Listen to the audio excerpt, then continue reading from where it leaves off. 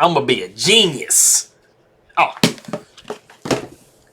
Yeah, you guys come here. I was doing my study right quick. Man, you guys interrupted my chess study, man. I'm trying to be the greatest in the history of ever. Welcome to chess, ladies and gentlemen. I appreciate you guys very much for coming by, stopping by real quick, hanging out with me for a minute. So, I do have the, try to make sure I say his name correctly, Adhiban Baskaran. And he is from India. And then we have Wesley So, representing the U.S., but originally from the Philippines. So for all my people in the Philippines, I will say mabuhay to you. Kamusta na? Ingat lagi. Let me see. It's still breakfast, so I'm sa tayo. Maraming salamat po sa nanonood ng aking video, aking kaibigan. Appreciate you guys very much. For anybody who is coming from India, I will say vana come to you. And Nandri for coming by and taking a look at my stuff. And I'm going to give a shout out to my group on chess.com, Tamil Square, because I am doing a video for your guy who is from Tamil Nadu. And so, you know, I'll be posting this in the group for you guys to take a look at. So I appreciate you guys very much. So if you guys are ready to go, this is taken from round 8. So, you know, pretty recent. So let's go ahead and take a look and see what we have for the game. So we got knight to f3.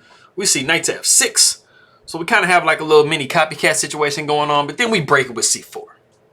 And we have what is called the English opening, the Anglo-Indian. As you guys can kind of see, I mean, it has like the English type stuff, but it also has kind of like some Indian type implications. So, you know, hence the name, English opening Anglo-Indian.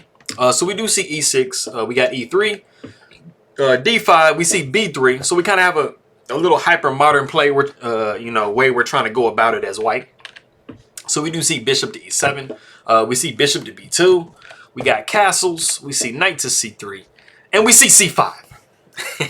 I know you guys were like, man, c5's coming. It did. You are sure right about that. You know, you guys should be looking. I mean, you know, you guys see this structure here. You know, d4 is possible and stuff. c5. You know, it's just one of those moves that are just screaming to be played because you are trying to make your own claim in the center. You know, so we do see c5. Pawn takes d5. We see knight takes d5. We got queen over to c2. Knight comes to c6. We see a3. You know, we don't want to see any knight b4 situations coming because we do have both of these knights here. So that might get a little bit annoying, you know, displacing the queen a little bit. So we're preventing that. So we got b6. We see h4. We got f5. We got d4, bishop to b7, and then we do see knight takes d5. We have pawn takes d5, and then we come to the novelty of the game, which is pawn takes c5. You know, it's pretty reasonable. You know, you want the pawn to take back, and then you have kind of like some little mini targets, you know, going on in the center of the board. You know, maybe you want to swing a rook over somewhere, you know, get you a little bit of attack rolling. So we do see pawn takes c5. We do see rook to d1. We have king over to h8. You know, we don't want to have any problems on this diagonal. So, I mean, it doesn't really waste the tempo for you to kind of get your king out of the way. We see bishop to e2. We see queen down to d6. We see castles. And then we say rook a to d8. And I'm going to go ahead and stop at this point, and I'm going to actually go back. If you look at the position that we have here, you know, as you can see, black pretty much has everything, you know, protected pretty well. You know, they got the bishop and the queen coming over, the rooks and stuff and the queen are coming up. You don't necessarily want your queen opposite a rook, but you are protecting everything, you know, pretty well, right? So if we actually go back to the point where we saw bishop to b7, a really, really nice variation that was really nice and attacking for white is actually pawn taking c5 here. After you take with the pawn on c5, you do see knight to g5. And knight to g5 can be kind of annoying because you are, you know, looking at taking this e6 pawn. And so we see bishop takes g5, pawn takes g5, queen takes g5. And then after knight takes d5, pawn takes d5, you have queen taking c5. And as you guys can see, this position is just slightly different. White definitely has the initiative because, you know, this bishop is a little bit loose. You know, this pawn is a little bit loose. You probably got to play something like f5. You know, and, you know, you're kind of giving a little bit. You know, you've opened, you know, this diagonal is open. This rook is on an open file. So as you guys can see, you know, this is pretty nice for white. So this is definitely a situation that we could have came up to. But like I said, we do have rook a to d8, and black has pretty much everything solidly taken care of. So we do see rook down to d2. We got h6, just trying to make sure that we have some luft for our king. You know, trying to make sure it can breathe. Rook f to d1. Queen comes to e6 because, I mean, you know, like I said, you don't really want to have that queen opposite a rook, and you definitely don't want the queen opposite two rooks. So, you know, you want to sidestep that a little bit. So the bishop comes to b5. We see a6, and then we do see bishop back to a4. Now, this is another situation where the computer actually gave like a really, really nice variation. I thought it was cute, so I'm going to go ahead and show it real quick. So after the pawn attacks on a6, you actually can take on c6. Bishop takes c6, and then you actually have bishop to d4. And it looks kind of weird because you're like, wait, can't you just take? You can, but if you do take, you do see knight takes d4, and you do have a double attack on the queen and the bishop, and you're going to be dropping some material. So you definitely don't want to take that pawn. You definitely don't want to take that bishop. So, but I thought that was like a nice little, you know, variation that the computer gave. I was like, bishop d4. I was like, wait a minute, doesn't that just put it by a pawn? Yes. The computer is smarter than me, so it saw further. So, like I said, we saw bishop to a4, and then we see queen to g6. We saw b4. You know, b4 is nice because, you know, of course, if you have pawn takes, you have bishop takes. And you know, you can actually hold that bishop there because the rook is going to swing over and pin. So you do have knight to e5 that, you know, can add an attack on the queen a little bit. So we do see d4. Something I want to say about this, if we back up a touch, after you have b4, you have d4 immediately. There's a concept in the game where, you know, when your opponent attacks on the wings, you want to attack in the center. So a lot of the time when you have like a wing attack going on from your opponent, a good idea is to try to find some type of way to attack in the center. Just counterattack, right? So, you know, that's what d4 is nicely doing, because, you know, you see, you know, Baskaran is trying to drum up a little bit something on the queen side. So Wesley says, hey, man, let me go ahead and attack in the center if you're going to attack on the wings. So that's definitely something that you want to consider when you're playing your game. So we see h5. And we see the very accurate. It is possible to take this pawn. It's not like the pawn is poisoned. But Wesley So does find a very accurate queen to g4. And then after knight to h2. And then he takes the pawn.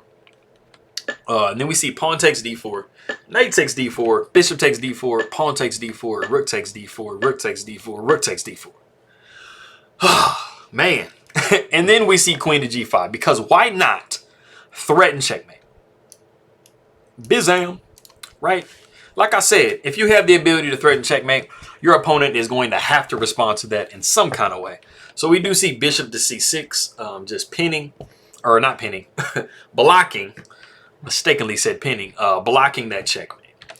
So we do see queen to f6, and you see that Wesley So, like I said, he's picking on every like little small weakness that Baskaran has in this position. You know, he's threatening checkmate, he's picking on this rook that's undefended, you know, so he's trying to create, you know, some situations here. So we do see rook to c4, and then we see the really, really nice move queen to a1 with check.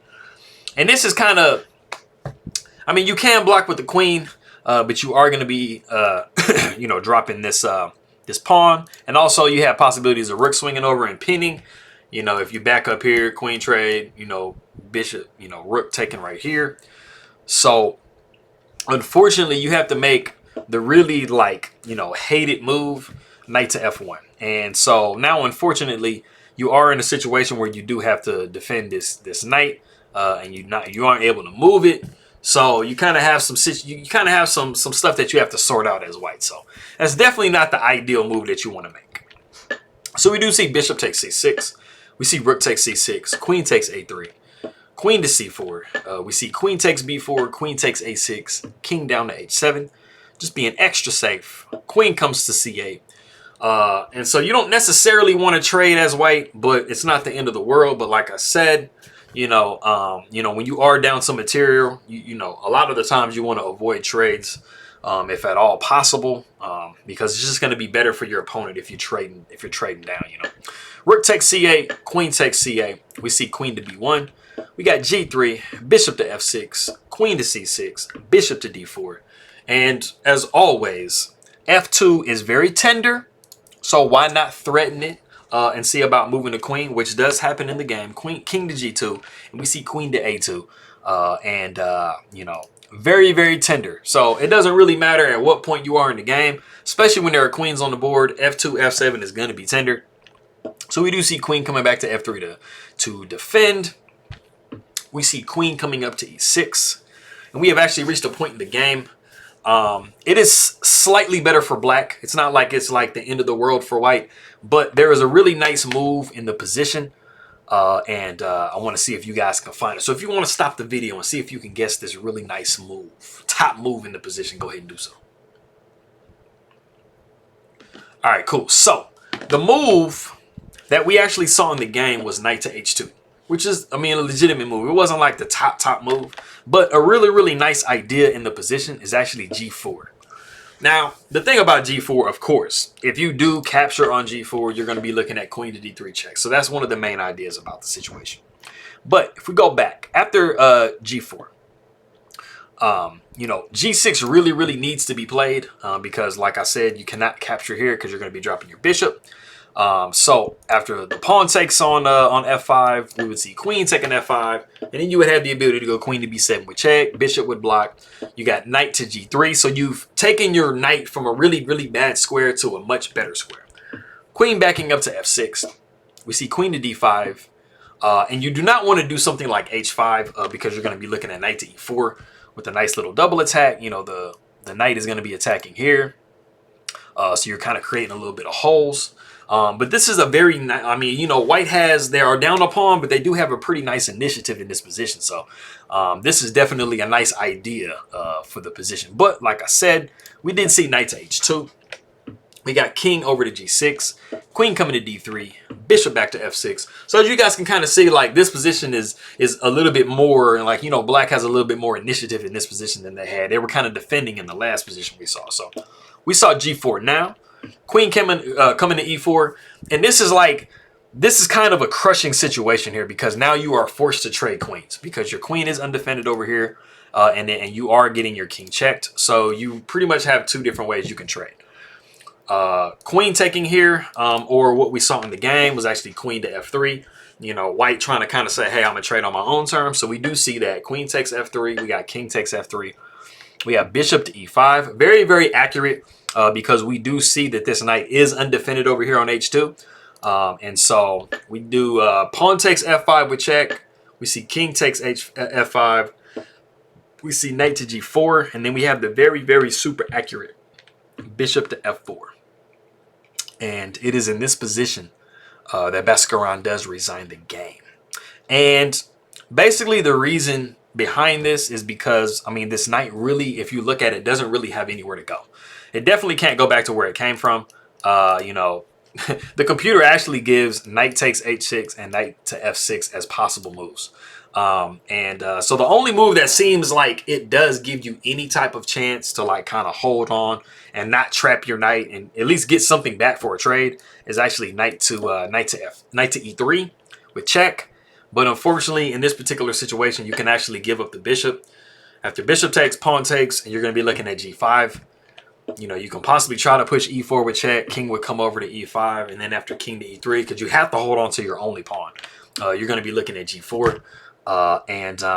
You know, that has just taken away your square to be able to try to come back over here. And these pawns are really just rolling, and you are going to be in a situation where you're going to be forced to move away from your pawn. This king is going to capture, and as you guys know, these connected pass pawns with the king support are going to win that type of an endgame.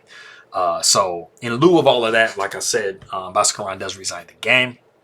So Wesley got him a win real quick. So that was interesting. Like I said, appreciate you guys for coming by. And for all my people in the Philippines, let me see what's up with these good mornings. So maayong buntag, mayad na agahan, nainbag na bigat, masantos ya kabason, marhe na aga, buenos dias, maayong aga, mapia na uma, kapian kapano dios, mayap a abak, mayad na aga, mapia agay, mapia kapapita, my big abukla, maraja na buntag, maraya may nat, Maupe na aga, kasanyangan si LUB. Assalamu alaikum salam. And don't need that. Yeah. Nandri. For my people in Tamil Nadu or in southern India. and I will see y'all next time.